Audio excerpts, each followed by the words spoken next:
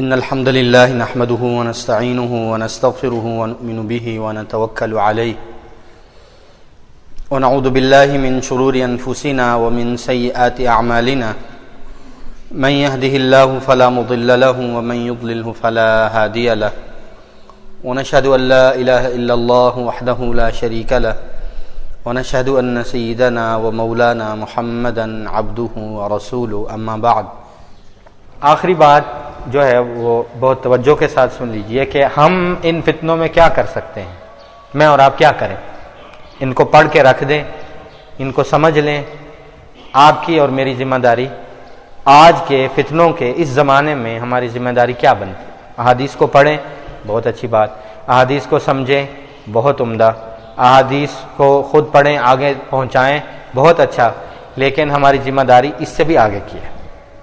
ہماری ذمہ داری یہ ہے کہ دیکھیے تکوینی طور پر اللہ اور اس کے رسول نے جو فیصلے کیے ہیں یہ ہو کے رہنا ہے. اسلام نے غالب آنا ہے. جو ہے انسان اگر اس مطلب کے لیے میدان میں نہیں اترے گا اللہ اور قوم لے آئیں گے. ان تتولوا یستبدل قوما غیرکم، اللہ کوئی اور لے آئیں گے. اگر ہم دین کی حفاظت نہیں کریں گے تو اللہ تعالیٰ نے ابابیل سے اپنے گھر کی حفاظت کا کام لیا تھا. اللہ تبارک و تعالیٰ کسی اور مخلوق سے کام لے لیں گے. دیکھا یہ جائے گا کہ آپ نے اور میں نے ایمان اور کلمہ ایمان، اخلاص اور رسول اقدس صلی اللہ علیہ وسلم کی محبت کے دل میں ہوتے ہوئے ہم نے دین کے لیے کیا کیا ہے. اور یہ کیا جائے گا، دیکھا یہ کیا جائے گا کہ آپ نے اور میں نے اپنی جوانیاں، اپنی صلاحیتیں، اپنا دماغ، اپنی مصروفیات وہ کس طرف لگائی ہیں.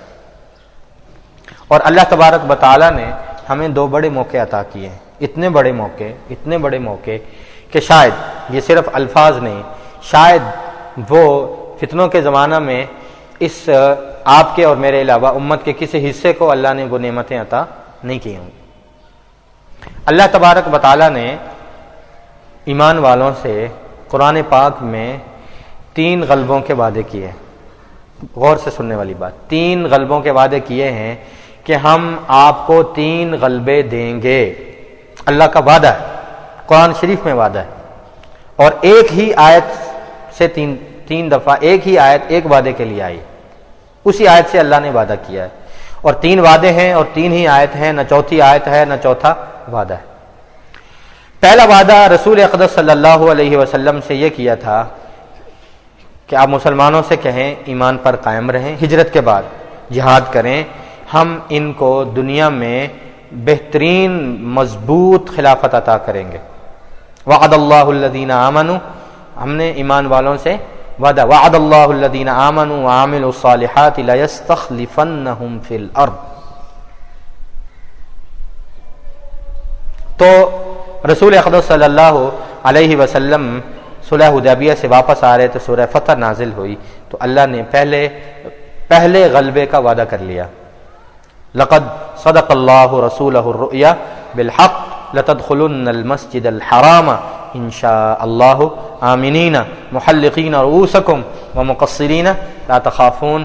آگے ہے هو الذی ارسل رسولہ بالہدی ودین الحق لیظہرہ علی الدین کلہ وکفی باللہ شہیدا محمد رسول اللہ.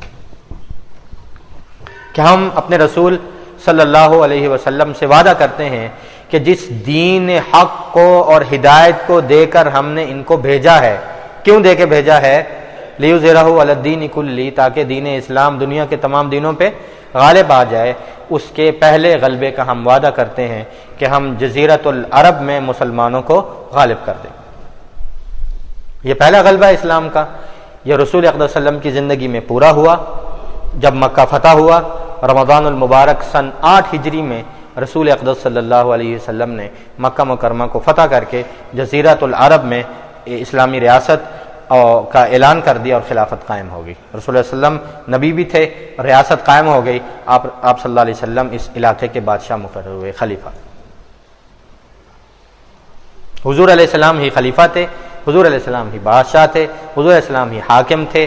نبی کریم صلی اللہ علیہ وسلم فیصل اور چیف جسٹس تھے، اور نبی کریم صلی اللہ علیہ وسلم ہی جو ہے امیر لشکر تھے.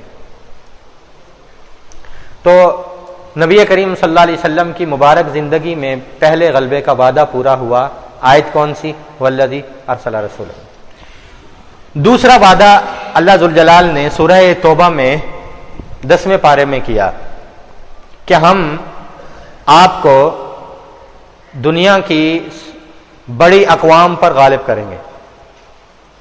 اس وقت 2 سپر پاور تھیں دنیا میں، روم اور فارس۔ ایک کو کیسر کہتے تھے اور ایک کو کسرا کہتے تھے۔ کیسر و کسرا تباہ ہوئے اور ایران و فارس اور روم پر مسلمان غالب آئے۔ اللہ نے وعدہ کیا سورہ توبہ میں یہودیوں اور عیسائیوں کو ہم جو ہے مغلوب کر دیں گے۔ وقالت الیہود لیست النصارى وقالت الیہود عزیر ابن اللہ وقالت النصارى المسیح ابن اللہ۔ یہ لوگ کیا کرتے ہیں؟ اتخذوا احبارهم ورهبانهم اربابا من دون اللہ، اللہ کے علاوہ انہوں نے غیروں کو خدا بنا رکھا ہے۔ آگے یریدون یطفئوا نور اللہ بافواہہم ویأبی اللہ الا ان یتم نورہ ولو کرہ الکافرون۔ آگے وعدہ یہی آیت، هو الذی ارسل رسولہ بالہدی ودین الحق لیظہرہ علی الدین کلہ۔ نبی کریم صلی اللہ علیہ وسلم نے مکہ فتح ہو جانے کے بعد عرب میں کوئی جنگ نہیں لڑی۔ کیوں؟ کہ عرب تو سارا فتح ہو گیا۔ نبی کریم صلی اللہ علیہ وسلم نے کفر پر اگلے غلبے کے لیے، دوسرے غلبہ کہ دنیا کی سپر پاوروں کو شکست دینا ہے، دنیا کی مہذب یافتہ متمدن اقوام کو اسلام کے در پہ آ کے ان کو جھکانا ہے۔ نبی کریم صلی اللہ علیہ وسلم نے 8 ہجری سے لے کر وفات تک 3 سال حیات رہے۔ نبی کریم صلی اللہ علیہ وسلم نے 3 سال میں 3 بڑی ضربیں لگائیں دنیا کفر کو۔ 3 بڑے اعلان ہیں نبی کریم صلی اللہ علیہ وسلم کی۔ ایک ہے غزوہ تبوک جو سن 9 ہجری میں لڑا، 2 ماہ کا طویل جو ہے گرمی کا سفر طے کر کے رسول اقدس صلی اللہ علیہ وسلم روم کی سرحد تک پہنچے اور جا کے دنیا عیسائیت کو للکارا کہ آؤ مسلمانوں کو سرحد پر تنگ کرنے کی بجائے، اسلام کا راستہ روکنے کی بجائے میدان میں آؤ۔ غزوہ تبوک میں وہ حضور علیہ السلام کے سامنے نہیں آئے، صلح کی کوئی شرائط کی، معافی مانگی، رسول اقدس صلی اللہ علیہ وسلم واپس آ گئے۔ لیکن اس پہلے غلبے کی بنیاد رکھ کر، پہلے غلبے کے بعد اسلام کے کلی غلبے کی بنیاد حضور علیہ الصلوۃ والسلام نے سن 9 ہجری غزوہ تبوک میں رکھ دی تھی۔ غزوہ تبوک عرب میں نہیں ہوا، روم کے خلاف، عیسائیوں کے خلاف نکلے حضور علیہ الصلوۃ والسلام۔ اس میں جب حضور علیہ الصلوۃ والسلام واپس آئے ہیں 61 برس کے زیادہ عمر ہو چکی تھی، اور اپنی عادت شریفہ کے مطابق سب سے پہلے نبی کریم صلی اللہ علیہ وسلم اپنی بیٹی حضرت فاطمہ الزہرا رضی اللہ عنہا کے گھر میں آئے۔ قریبی گھر تھا، دروازہ بجایا، حضرت فاطمہ رضی اللہ عنہ سامنے آئیں تو بجائے ملنے کے رک گئیں، رک کے حضور علیہ الصلوۃ والسلام کے چہرہ اقدس کو دیکھا اور زور و قطر رونے لگ گئیں۔ تو رسول اقدس صلی اللہ علیہ وسلم نے کہا کہ ماں یبکی کی یا فاطمہ، فاطمہ تم کیوں روتی ہو؟ نبی کریم صلی اللہ علیہ وسلم نے یہ سوال کیا تو حضرت فاطمہ رضی اللہ عنہ نے جواب دیا کہ ابا جان، آپ کی جدوجہد، آپ کی دین کے لیے مشقت، 61 برس کی عمر میں، اس ڈھلتی ہوئی عمر میں اتنا طویل سفر، آپ کے چہرے پر جو ہے وہ گرد و غبار کے اثرات، داڑھی مبارک، سر مبارک پر گرد و غبار ہے، اتنا طویل سفر، اتنی محنت، میں اتنی سے تھی کہ آپ کو دیکھتی تھی، مکہ سے آپ پر ظلم و ستم ہوا، یہاں مدینہ میں چین نہیں آیا، کون سا دن آئے گا کہ میرے ابا جان کو گھر میں چین آئے گا، آپ بھی کبھی آرام کریں گے؟ تو نبی کریم صلی اللہ علیہ وسلم کی حالت کو، آپ کی جد و جہد کو، آپ کی محنت کو، آپ کی مشقت کو دیکھ کر جو ہے حضرت فاطمہ روئیں بہت۔ تو نبی کریم صلی اللہ علیہ وسلم نے ان کو جو جواب ارشاد فرمایا وہ آپ کے لیے اور میرے لیے نمونہ عمل ہے، وہ ہمیں جو ہے راستے کا تعین کرتی ہے کہ ہمیں کس طرف جانا ہے۔ نبی کریم صلی اللہ علیہ وسلم نے جواب میں ارشاد فرمایا ما یبکی کی لا تبکی یا فاطمہ، اے فاطمہ رو نہیں، لا یبقى علی ظہر الارض بیت مدر ولا وبر الا ادخلہ اللہ کلمۃ الاسلام بعز عزیز او ذل ذلیل۔ فاطمہ رو نہیں، ایک دن اس کائنات پر، روئے زمین پر، علی وجہ الارض، روئے زمین پر ایسا آنے والا ہے کہ کوئی کچا اور پکا گھر باقی نہیں بچے گا مگر وہاں تک تیرے باپ کا کلمہ اور اس کا دین پہنچ کے رہے گا. بعز عزیز او ذل ذلیل، کوئی عزت کے ساتھ تیرے باپ کے دین کو قبول کر لے گا تو اللہ اس کو عزتیں دے گا، جو تیرے باپ کے دین سے ٹکرائے گا اللہ اس کو ذلیل اور رسوا کر دے گا. میں تو اس دین کی بنیاد رکھ رہا ہوں، آنے والی نسلوں تک کلمہ اسلام پہنچا رہا ہوں. جو رکاوٹ بن رہے ہیں اللہ کے حکم کے مطابق ان کو جہاد کے ذریعے دور کر رہا ہوں، اس کی سب رکاوٹیں دور کر رہا ہوں. دوسری مثال نبی کریم صلی اللہ علیہ وسلم مرض الوفات میں ہیں، بخار آتا ہے، حضور علیہ السلام بے ہوش ہو جاتے ہیں، پانی ڈالتے ہیں، پانی پیتے ہیں، ہوش آ جاتا ہے، بلا رہے ہیں اسامہ بن زید کدھر ہیں. ان کو امیر لشکر بنا کر روم کے خلاف چڑھائی کرنے کے لیے لشکر دے کر ان کو روانہ کیا، اور وہ رک رہے ہیں، وہ وقت دیکھ رہے ہیں، حضور علیہ السلام کی طبیعت دیکھ رہے ہیں. حضور علیہ السلام نے فرمایا کہ نہیں، میرا انتظار نہیں کرو، میں ٹھیک ہوں. یہ مدینہ کی بستی سے لشکر باہر نکلا، ان کو خبر پہنچی رسول اقدس صلی اللہ علیہ وسلم کا وصال ہوا ہے، یہ وہاں سے واپس آئے. لیکن نبی کریم صلی اللہ علیہ وسلم نے اپنی زندگی کے آخری ایام میں مرض الوفات میں بھی غلبہ اسلام کے لیے اور اس جہاد کو باقی رکھنے کے لیے، اسلام کی بقا کے لیے حضور علیہ الصلوۃ والسلام مرض الوفات میں بھی لشکر روانہ کیا ہے اور اسی غلبے کے لیے روانہ کیا. اور مرض الوفات میں تیسری مثال، مرض الوفات میں حضور علیہ السلام نے ارشاد فرمایا کہ اگر دنیا میں امن چاہتے ہو اور عرب کو اسلام کا مرکز دیکھنا چاہتے ہو تو اخرج الیہود والنصارى من جزیرۃ العرب. جزیرہ عرب میں جب تک یہودی اور عیسائی موجود ہیں اسلام کے خلاف سازش کرنے سے یہ لوگ کبھی بھی باز نہیں آئے. یہ حضور علیہ السلام کے جتنے اعلان تھے یہ اسلام کے دوسرے غلبے کی بنیاد تھی، جو حضرت عمر رضی اللہ عنہ کے دور میں مکمل ہوئے. یہود اور نصارہ جزیرہ عرب سے نکالے گئے، حضور اور حضرت عمر رضی اللہ تعالیٰ عنہ نے کیسر و کسریٰ پہ وار کیا. مسلمان فوجیں کیسر و کسریٰ کے محلات میں گئیں، ان کے بیڈ روموں میں جا کے صحابہ نے گھوڑے باندھے اور ان کے دالانوں میں صحابہ کرام رضوان اللہ علیہم اجمعین نے اذانیں دیں، اسلام کا جھنڈا لہرایا، اسلام کو وہاں غالب اور نافذ اور فاتح کیا. اور یہ دوسرے غلبہ کا وعدہ جو اللہ نے سورہ توبہ میں کیا تھا وہ پورا ہو گیا. پھر بیچ میں یہ 1200 سال کا ایک لمبا فاصلہ ہے. اللہ نے رسول اقدس صلی اللہ علیہ وسلم سے اسلام کے تیسرے غلبے کا وعدہ کیا ہے کہ تیسرا غلبہ ہو کے رہے گا. اور وہ جو تیسرا غلبہ ہے وہ جزیرۃ العرب میں نہیں، صرف متمدن اقوام میں نہیں، صرف کسی سپر پاور کی شکست نہیں، وہ اسلام کا پورا غلبہ ہے جو رسول اقدس صلی اللہ علیہ وسلم نے حضرت فاطمہ کو جواب دیا تھا کہ اسلام دنیا کے ہر کچے اور پکے گھر تک پہنچ کے رہے گا. کوئی اسلام کو مان لے، اسلام قبول کر لے، عزت پائے گا، ورنہ اسلام کے سامنے اس کو گردن جھکانا پڑے گی، اس کو جزیہ اور ٹیکس دے کر رہنا پڑے گا. اتھارٹی، ریاست، خلافت، حکومت کی قائم ہوگی، اسلام کی قائم ہوگی. وہ صورت ابھی اسلام میں آئی نہیں ہے، اس کی طرف ہم جا رہے ہیں. چوتھا دور ختم ہو رہا ہے اور ہم 5ویں دور میں داخل ہو رہے ہیں جو حضرت مہدی اور حضرت عیسیٰ علیہ السلام کا زمانہ ہے. وہ اسلام کے کلی غلبے کا زمانہ ہے. اور تیسرا وعدہ سورہ صف میں ہے، ان اللہ یحب الذین یقاتلون فی سبیلہ صفا کانہم بنیان مرصوص. اللہ بہت محبت کرتا ہے ان لوگوں سے جو اللہ کے راستے میں صفیں بنا کر جہاد کرتے ہیں اور جہاد کے ذریعے اسلام کو غالب کرنے کی فکر میں ہیں. حضرت موسیٰ علیہ السلام کی قوم کا، یہودیوں کا تذکرہ آ گیا، ان کا نام لے کر وَإِذْ قَالَ مُوسَىٰ لِقَوْمِهِ وَإِذْ قَالَ عِيسَىٰ ابْنُ مَرْيَمَ يَا بَنِي إِسْرَائِيلَ. عیسیٰ علیہ السلام اپنی نبوت کا اعلان کر رہے ہیں کہ میرے لیے جو ہے وہ میری مدد کرو. نہیں، اپنا نام ہی نہیں لیا، کہا کہ انی رسول اللہ علیکم مصدقا لما بین یدی. لیکن آج میں تمہیں جو بات کر رہا ہوں کون کہہ رہے ہیں؟ عیسیٰ علیہ السلام بنی اسرائیل کو مخاطب کر کے، یا بنی اسرائیل انی رسول اللہ علیکم مصدقا. لیکن بات کیا کر رہے ہیں؟ مبشرا برسول یأتی من بعدی اسمہ احمد فلما جاءہم بالبینات قالوا هذا. کیا کہہ رہے ہیں؟ فلما جاءہم بالبینات قالوا هذا سحر مبین ومن اظلم ممن افترى علی اللہ الکذب وهو یدعى الی الاسلام.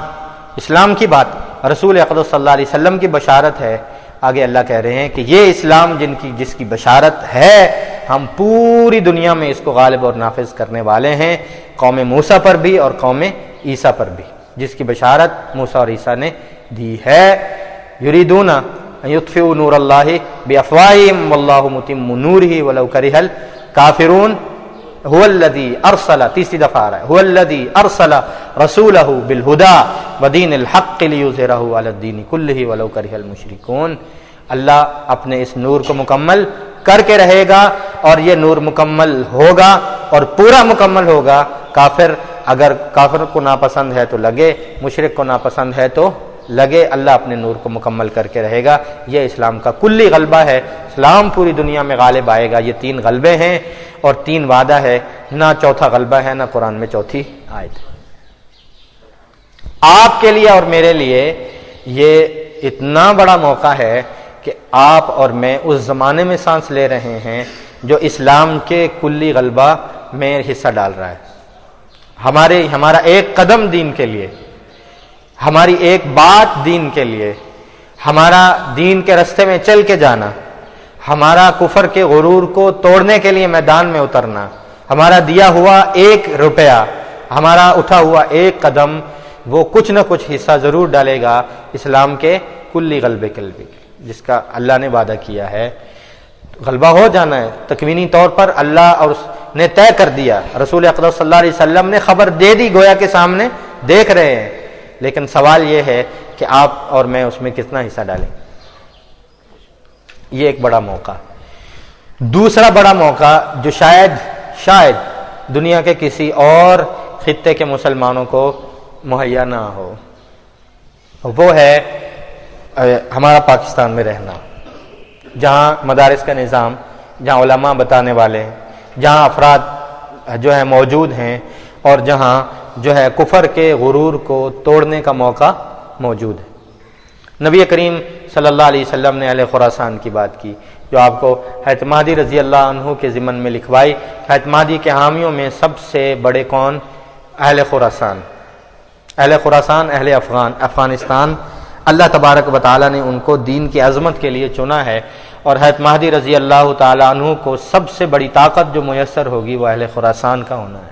اور یہ وہ لوگ ہیں اول تاخر جن کو اللہ ذوالجلال نے اسلام کے دفاع کے لیے اور کفر کے غرور کو توڑنے کے لیے چنا ہے، کفر کے غرور کو توڑنے کے لیے چنا ہے، جس کا حدیث میں تذکرہ ہو، ہمارے علاقے کا نام، ہماری بستی کا نام حدیث میں آ جائے تو ہم کتنے خوش ہوں گے۔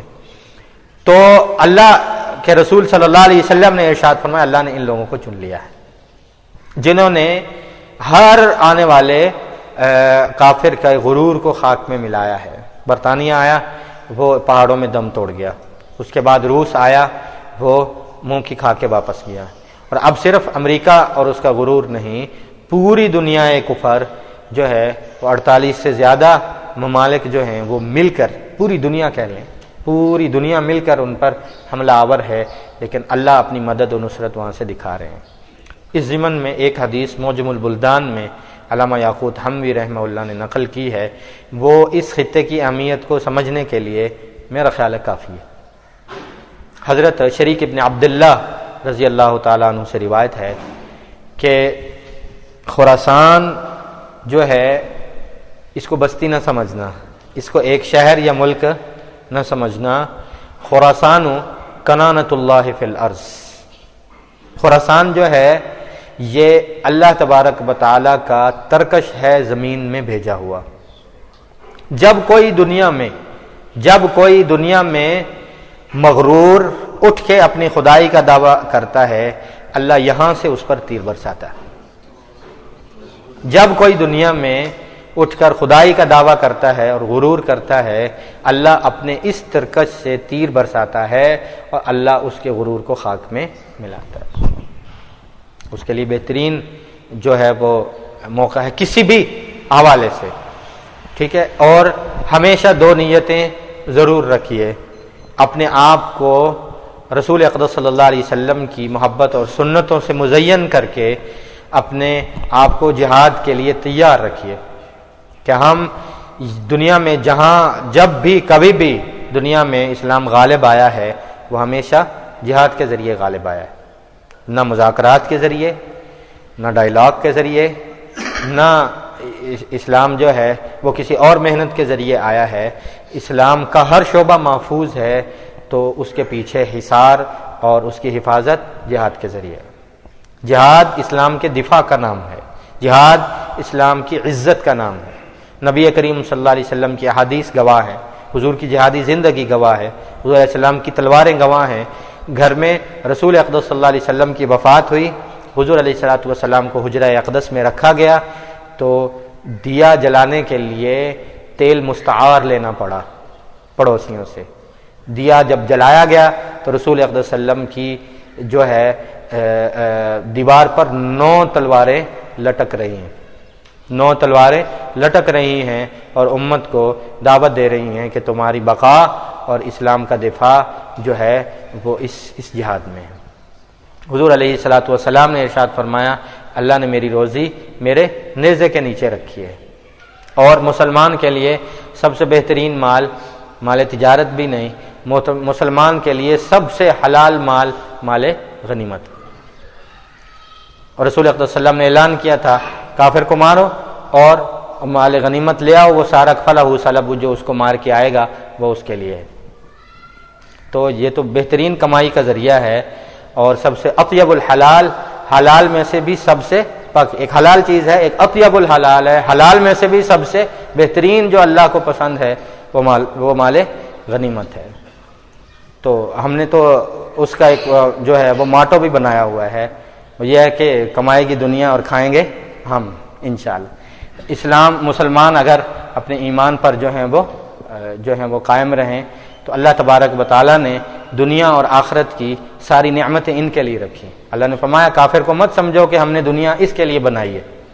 کون کہتا ہے کہ اللہ نے زیب و زینت کی چیزیں، دنیا کی خوبصورت چیزیں جو ہیں وہ کافر کے لیے بنائی ہیں؟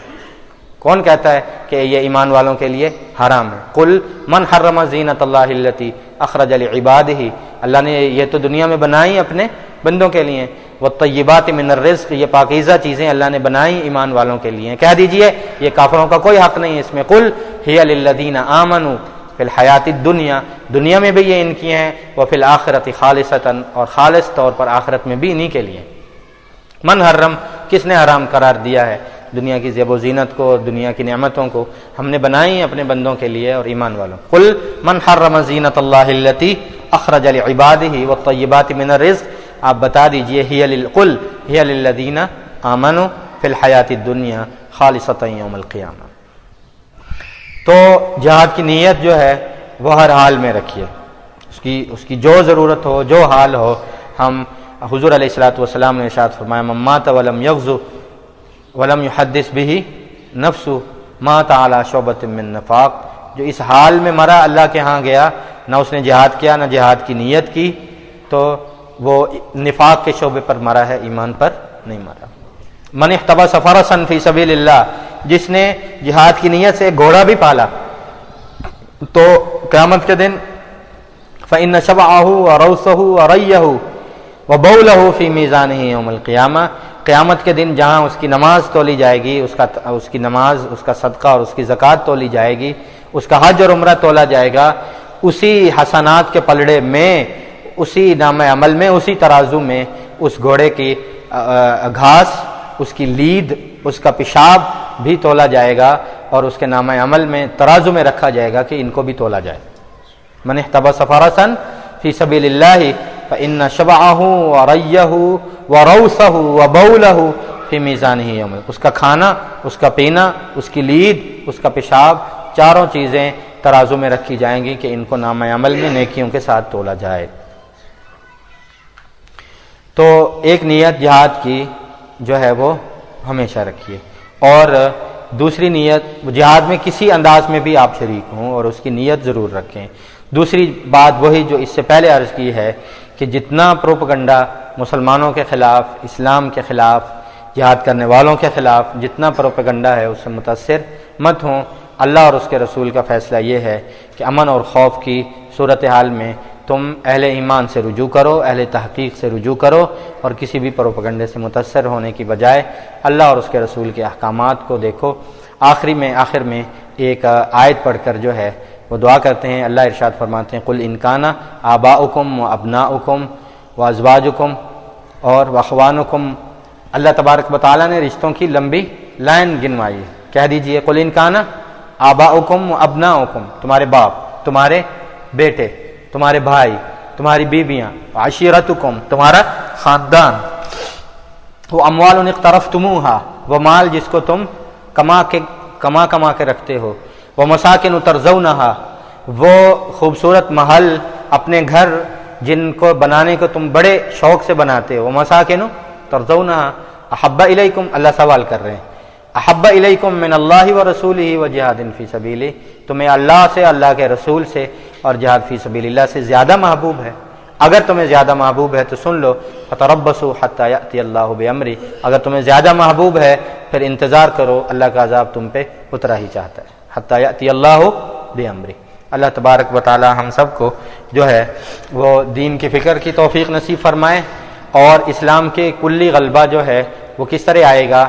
ذریعہ اس کا صرف اور صرف قتال، صرف اور صرف جہاد، صرف اور صرف مسلمان کا مضبوط ہونا، مسلمانوں کا اتحاد و اتفاق ہے، اور اس کے ذریعے جو خلافت قائم ہوگی وہی تمام مسائل کا حل ہے. یاد رکھیے ہر مسلمان پر، فقہی مسئلہ ہے، ہر مسلمان پر خلافت کا قیام کرنا فرض ہے انفرادی طور پر. بالکل تگ و دو میں لگا رہے، کوشش میں لگا رہے. اور اس وقت تمام امت مسلمہ اجتماعی طور پر اس گناہ کے مرتکب ہے. ہم سب گناہ گار ہیں اور اللہ سے استغفار کرتے ہیں کہ ہم اپنے اتحاد و اتفاق نہ ہونے کی وجہ سے اور جہاد کا راستہ چھوڑنے کی وجہ سے ہمارے سروں سے خلافت، جو اللہ تبارک و تعالیٰ کی خلافت الہیہ ہے، جو اللہ کے سائے کا نام ہے، خلیفہ کو ذل اللہ فی الارض کہا جاتا ہے، اللہ کا سایہ ہوتا ہے زمین میں، وہ ہم سے اٹھا ہے تو ہم تمام مسائل کا شکار ہیں. معیشت بھی، معاشرت بھی، ریاست بھی، خلافت بھی، عادات بھی، عبادات بھی، ہر چیز ہم سے جو ہے اس کی وجہ سے چھین لی گئی. ہم اس کے مرتکب ہیں گناہ کے، اور ہم استغفار کے ساتھ جب تک اس تگ و دو میں لگیں گے نہیں، کسی بھی حوالے سے جب تک ہم اس خلافت کے قیام کے لیے کسی نہ کسی کوشش میں لگیں گے نہیں، ہم گناہ سے بری نہیں ہو سکتے. ہم گناہ سے بری نہیں ہو سکتے. تو لہذا اس کی فکر کرنی چاہیے کہ ہم کسی نہ کسی حوالے سے جو ہے اقامت دین، خلافت اسلامیہ اور خلافت الہیہ کے قیام کے لیے ہم کسی طرح کی جو ہے محنت میں، کسی طرح کی تحریک میں ہم شامل ہوں. اللہ تبارک و تعالی جو ہے دین کے لیے ہماری جوانیوں کو، ہماری صلاحیتوں کو، ہماری عقلوں کو، ہمارے شعور کو، اللہ تبارک و تعالی ہمارے جذبات کو قبول فرمائے، اور اسلام کے لیے جو ہے وہ ہے